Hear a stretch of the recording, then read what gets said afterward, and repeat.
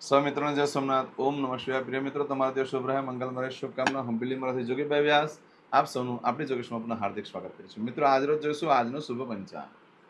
આજે તારીખ છે 6/7/2025 ને રવિવાર, અષાઢ સુદ એકાદશી છે. આજની એકાદશીને દેવશયની એકાદશી તરીકે ઓળખવામાં આવે છે. આજે દેવ પોઢી એકાદશી તરીકે પણ ઓળખવામાં આવે છે. આજથી ચતુર્માસ શરૂ થશે. આજે દ્રાક્ષનું દાન કરવાનું બહુ જ મહત્વ છે. પંઢરપુરની યાત્રા આજથી શરૂ થાય છે. મિત્રો, આજે એકાદશી છે અને આજથી દેવ પોઢે છે. પોઢે છે એટલે ભગવાન હોઈ નથી જતા, પરંતુ શુક્રાસ્તનો થાય છે. એટલે દેવકર્મ જે છે, અમુક સંસ્કાર છે તેની ના છે. જેમ કે યજ્ઞોપવિત ધારણ કરવા, એ જ રીતે લગ્ન માટેનું, આ બધી વસ્તુ નથી થતી હોતી. બાકી વાસ્તુ, નવચંડી બધું થઈ શકે છે.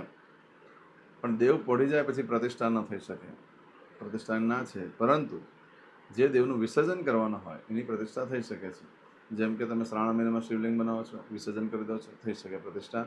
ગણપતિમાં ગણેશની પ્રતિષ્ઠા થઈ શકે, એનું વિસર્જન કરી દેવાના છે. માતાજીની પ્રતિષ્ઠા થઈ શકે, એનું વિસર્જન કરવાના છે. એ જ જે પ્રતિષ્ઠા ક્રમ છે તે આ સમયે થઈ શકે છે.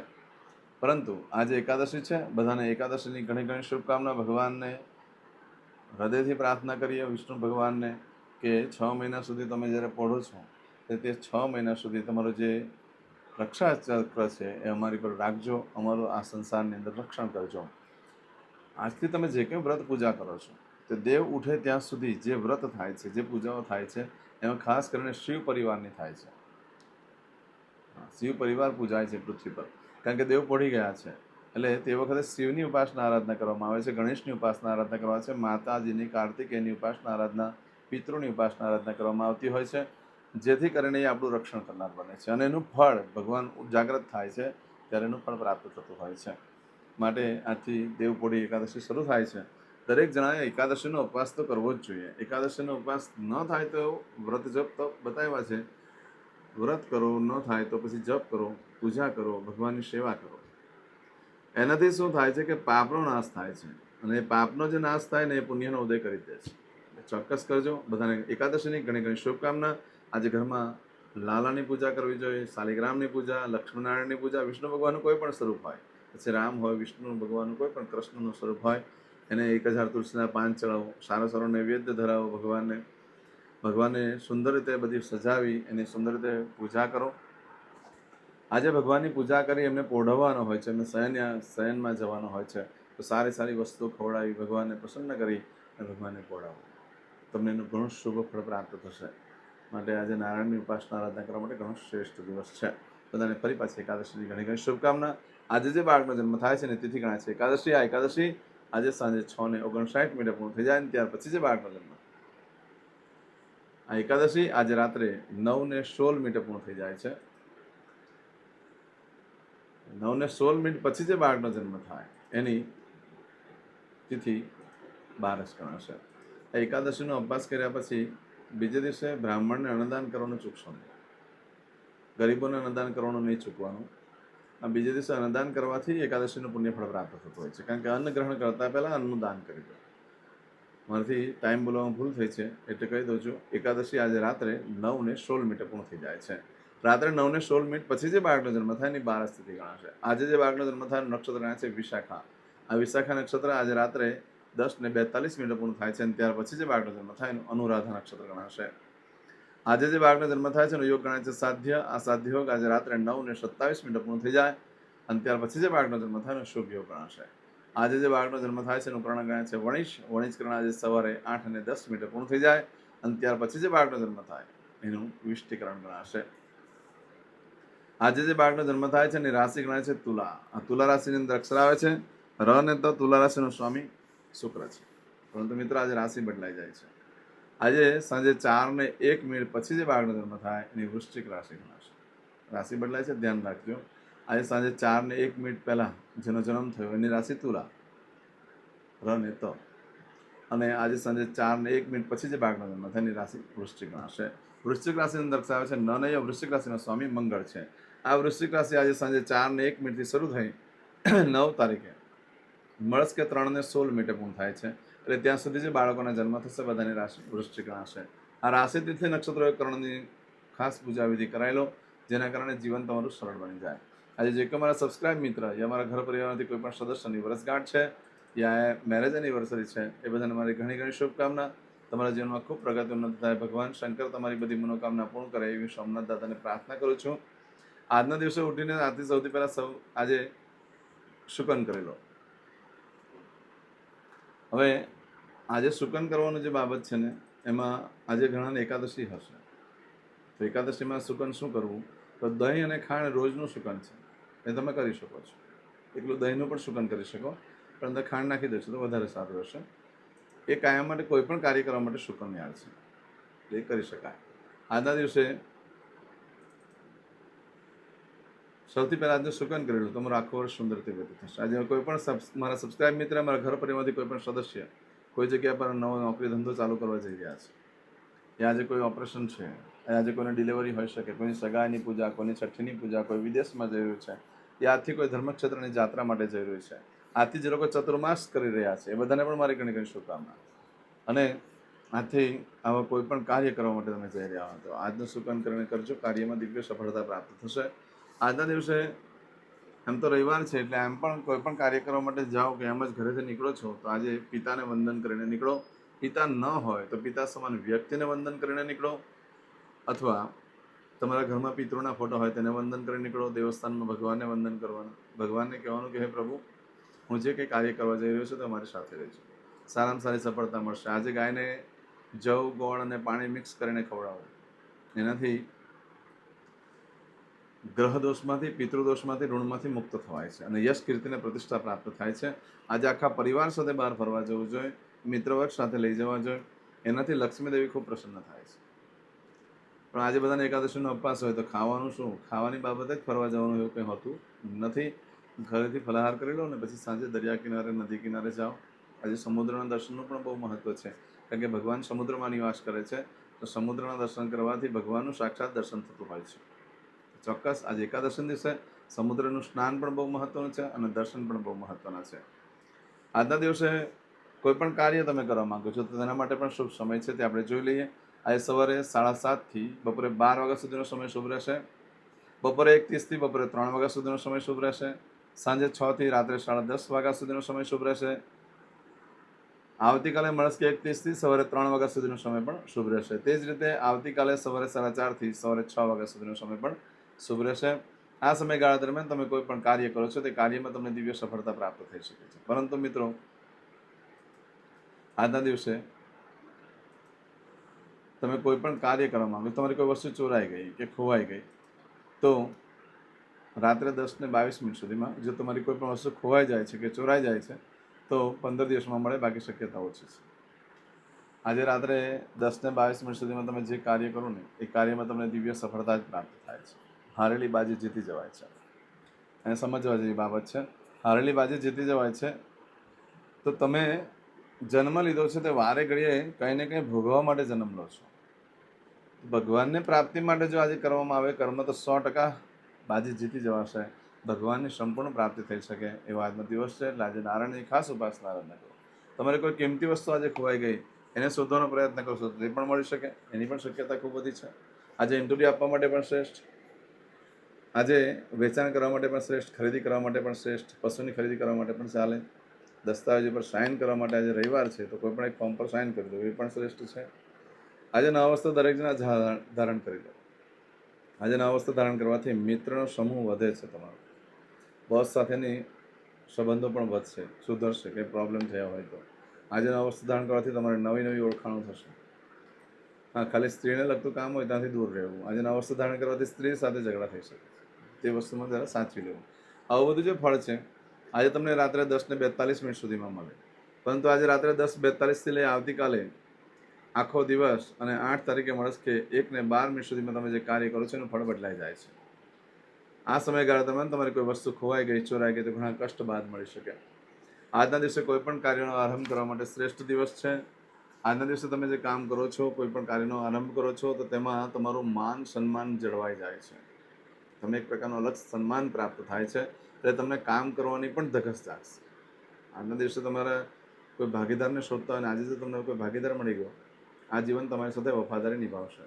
કોઈ જીવન સાથીની શોધમાં હોય, આજે જો તમને સારા જીવન સાથીની પ્રાપ્તિ થઈ ગઈ, જીવનભર તમારી સાથે રહેશે, તમને વફાદાર રહેશે.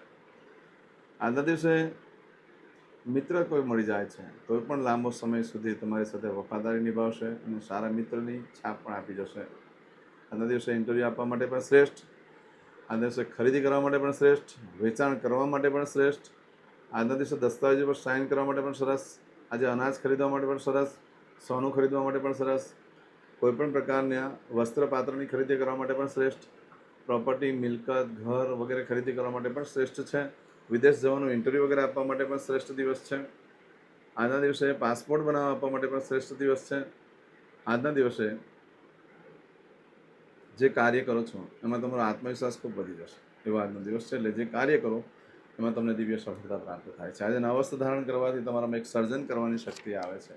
એટલે જે લોકો ઉત્પાદનનું કામ કરતા હોય છે, જે મેન્યુફેક્ચરિંગ કહેવાય છે, જે લોકો જાતે બનાવીને વસ્તુ બહાર આપતા હોય છે બજારમાં, એ લોકો આજે નવા વસ્ત્ર ખાસ ધારણ કરી લેવા, મોટી મોટી ફેક્ટરીવાળાઓ, તો એ લોકોને એક અલગ પ્રકારનું જ્ઞાન પ્રાપ્ત થાય છે અને એનાથી વધારે સારી વસ્તુ બનાવી શકે છે. આજના દિવસે દરેક જણા નવા વસ્ત્ર ધારણ કરવાના, કારણ કે આજના દિવસે નવા વસ્ત્ર ધારણ કરવાથી તમારા મિત્રની પણ ઉન્નતિ થાય છે. તમારી તો થાય, મિત્રની પણ થાય. અને જે રાજકારણમાં છે એ લોકો પણ ધારણ કરી લો, કારણ કે 5માં પૂછાશો, તમારી 5 જગ્યા પર સારી વાતો થઈ શકે નવા વસ્ત્ર ધારણ કરવાથી. ચાંદલા વિધિ કરવા માટે પણ શ્રેષ્ઠ દિવસ છે. લગ્ન કરવા માટે તો શ્રેષ્ઠ ગણી શકાય, કે જીવનસાથી જિંદગી પર સારી રીતે નિભાવી શકે તમારો. પરંતુ નક્ષત્ર ચોઘડિયા યોગ કરવાનું બધું જોઈને પછી લગ્નની તારીખ નક્કી કરવી, બાકી આ નક્ષત્રમાં લગ્ન કરવા માટે શ્રેષ્ઠ બતાવ્યો છે. આવું બધું જે ફળ છે આજે તમને રાત્રે 10:42 લઈ આવતીકાલનો આખો દિવસ ને બીજે દિવસે મળસ કે 1:12 સુધીમાં મળે. આજે કરશો આજનો સંકલ્પ, ચમચીમાં પાણી લઈ લો. અદ્યતન માસના માસોત્તમ પરમ પવિત્ર અષાઢ માસે શુભે શુક્લ પક્ષે એકાદશીયામ ભાનુવાસર વિત્તાયામ. હવે દરેક જણા પોતાનું સાચું નામ બોલી દો. તમારું ગોત્ર ખબર હોય તો ગોત્ર બોલી દેવાનું.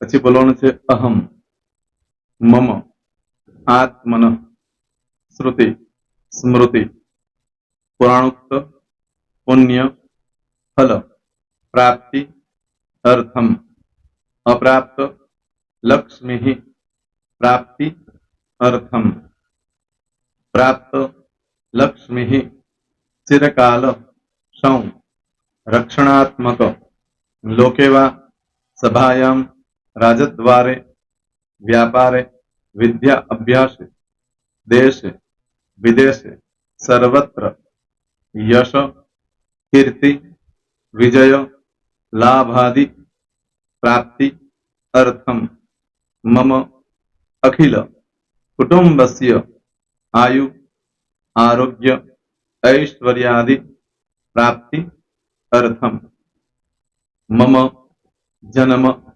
समय, तथा च विप्र, वृंदानां, जन्म, समय, जन्म, कुंडली, मध्ये, स्थित, ग्रहः, गोचर, ग्रहः, महादशा, अंतर्दशा, प्रत्यंतर्दशा, तथा च योग, युति, दृष्टि, मध्ये, शुभ फल, प्राप्ति, अर्थम, भय, रोग, शत्रु, बाधा, दोष, मारण, तारण, मंत्र, तंत्र, अरिष्ट, दोष, पीड़ा, निवृत्ति, अर्थम, भूत, प्रेत, पिशाचादि द्वारा रचित अरिष्ट, दोष, निवृत्ति, अर्थम, मम,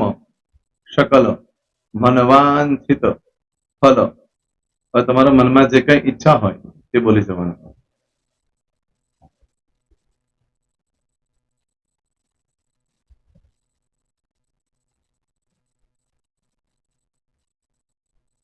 બોલવાનું અનુસારતઃ सकल मनवांछित फल प्राप्ति अर्थम.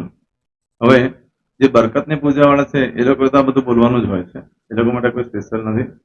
પણ જે લોકોએ હવે જે કહું છું તે લોકોએ જ બોલવાનું, જેના લગ્ન થઈ ગયા હોય એ લોકોએ બોલવાનું છે. મમ દાંપત્ય જીવન મધ્યે सुखाकारी प्राप्ति अर्थम पुत्र पौत्रादि संतति प्राप्ति अर्थम आ संतान प्राप्ति वाला माटे पण आवी जाय छे। दीर्घ आयु आरोग्य ऐश्वर्यादि प्राप्ति अर्थम तथा च હવે જેના લગ્ન નથી થયા તે લોકોએ બોલવાનું મમ જટટી વિવાહ योग प्राप्ति अर्थम विवाह पश्चात दाम्पत्य जीवन मध्य सुखाकारी प्राप्ति अर्थम। હવે જે લોકોને સંતાન પ્રાપ્તિ નથી, જે લોકોને સંતાન પ્રાપ્તિ છે કરવી છે એ લોકોએ બોલવાનું મમ दाम्पत्य जीवन मध्य सुखाकारी प्राप्ति अर्थम तथा च दीर्घ आयु आरोग्य ऐश्वर्यादि समन्वित संतति सुख प्राप्ति अर्थम।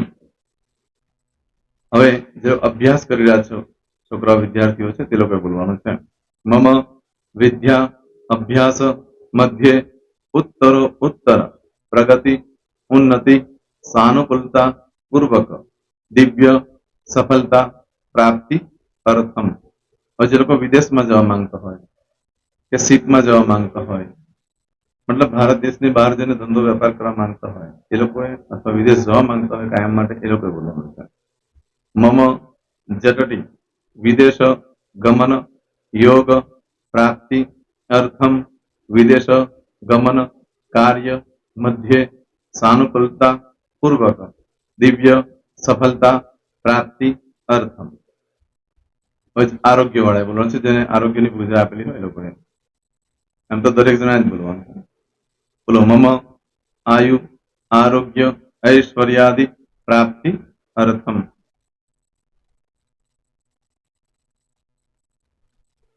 दरेक जना बोलવાનું सकल मनवांछित फल प्राप्ति अर्थम अद्य दिने